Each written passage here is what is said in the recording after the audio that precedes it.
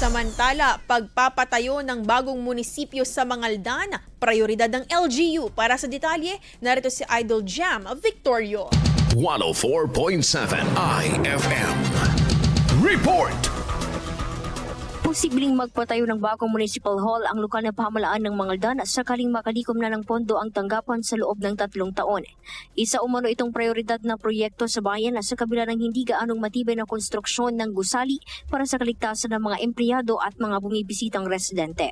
Hangad din na gawin itong income-generating facility sa paglalagay ng commercial spaces sa ground floor na maaring magbukas ng mga bagong establishmento sa bayan.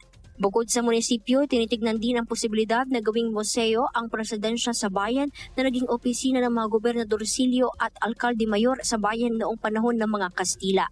Iginit ng tanggapan na tututukan ng mga turang proyekto para sa ikaaangat pa ng mga pasilidad at antas ng mga estruktura na ipinapatayo sa bayan. Kasama mo mula dito sa IFM Digupan. Ito si Idol Jam Victorio, Tatak IFM. IFM News. IFM News. IFM News.